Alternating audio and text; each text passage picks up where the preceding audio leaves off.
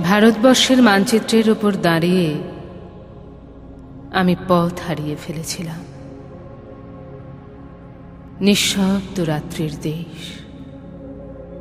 তার উপরে একজন নিঃসঙ্গ মানুষ। অদূরে খাজুরাহ মন্দিরের চূড়া, মিথুন মূর্তিগুলি দেয়াল ছেড়ে লাফ দিয়ে উঠেছে আকাশে। নীল মখমলে শুয়ে নক্ষত্রদের মধ্যে চলেছে নৈসর্গিক প্রেম।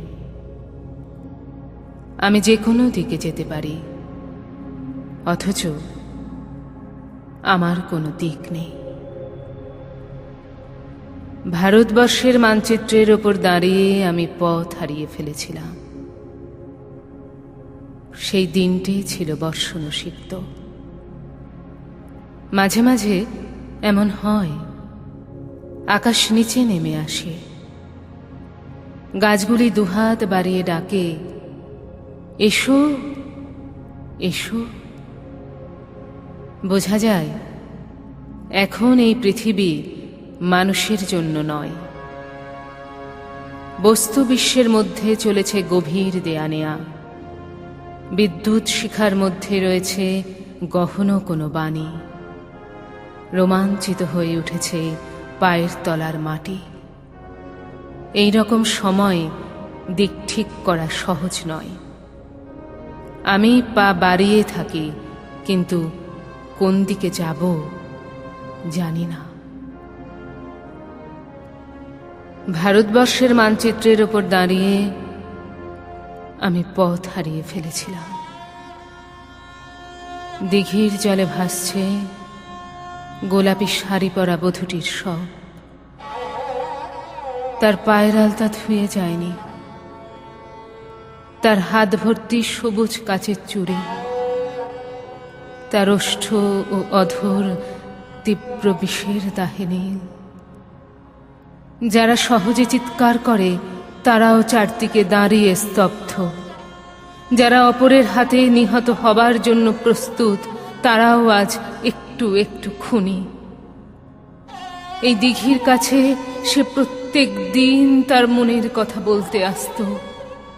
তার তীব্র দুঃখ ছিল না, তার তীব্র সুখ ছিল না। সে শুধু চেয়েছিল মাঝারি ধরনের বেঁচে থাকতে। একটা কোনো জায়গা থেকে তো তার মৃত্যুর জন্য উত্তর খুঁজে আনতে হবে। কোন দিকে, কোন দিকে? ভারতবর্ষের মানচিত্রের উপর দাঁড়িয়ে আমি পথ হারিয়ে ফেলেছিলাম। ঝাঁসি, হায়দ্রাবাদ, নাগপুর, কানপুর, এলাহাবাদ, বিভিন্নমুখী বাস গোল হয়ে ঘিরে ফোঁস করছে। যে কোনো একটায় লাফ দিয়ে উঠে পড়লেই হয়। কিন্তু কেন আমি নাগপুর না গিয়ে এলাহাবাদ যাব না, অথবা হায়দ্রাবাদ না গিয়ে ঝাঁসি না যাবার কোন যুক্তি আছে? ঠিক এক জায়গাতেই যাওয়ার গাড়ি ভাড়া। আমাকে একবারের বেশি দুবার সুযোগ দেওয়া হবে না। আমাকে পাঠানো হয়েছে মাত্র একটি জীবন কাটাবার জন্য, একটি জেলখানা থেকে বেরিয়ে শুধু একদিকে যাবার মুক্তি। চোখ বুজে ঝুলির মধ্যে হাত ঢুকিয়ে শুধু একটি কাগজের টুকরো। আমি চোখ বুঝলাম। এই রকম সময় মানুষ চোখ বুজে চুপ করে দাঁড়িয়ে থাকে এবং বৃক্ষের মতন স্থান হয়। ভারতবর্ষের মানচিত্রের ওপর দাঁড়িয়ে আমি পথ হারিয়ে ফেলেছিলাম। চতুর্দিকে সবকিছুই অচেনা। দুদিক দিয়ে মানুষ আসে যায়, কেউ থামে না, কেউ চোখের দিকে চোখ ফেলে না, কেউ আমার কথা বোঝে না, আমি কারুর কথা বুঝি না। কারুর হাতে উজ্জ্বল নীল রঙের বল, কারুর হাতে পাংশু রঙের থালা। কেউ মুঠো মুঠো বাতাস খায়, কেউ অ্যালকোহল দিয়ে দাঁত মাজে।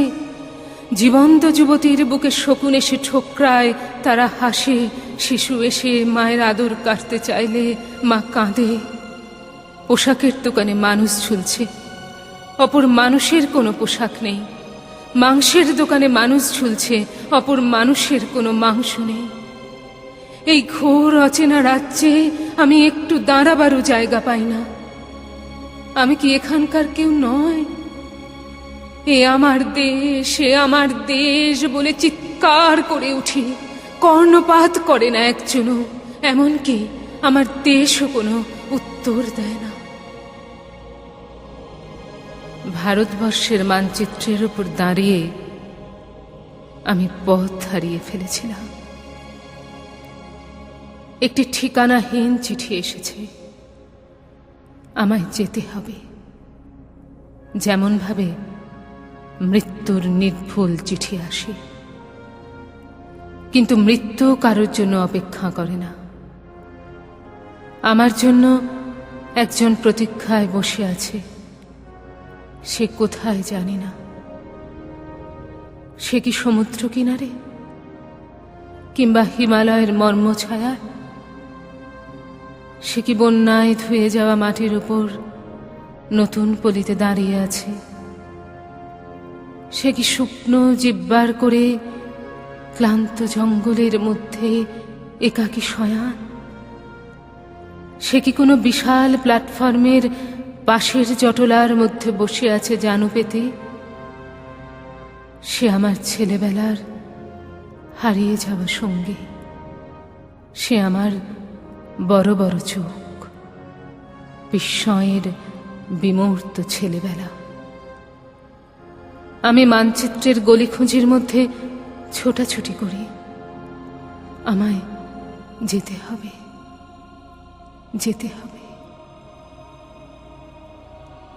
ভারতবর্ষের মানচিত্রের উপর দাঁড়িয়ে আমি পথ হারিয়ে ফেলেছি। সেই ধান ক্ষেতের জায়গায় এখন ধান ক্ষেত নেই। সেই নদীর ভিতরে নেই নদী। নগর উড়ে গেছে শূন্যে। সেখানে সব ছাদ খোলা মানুষ।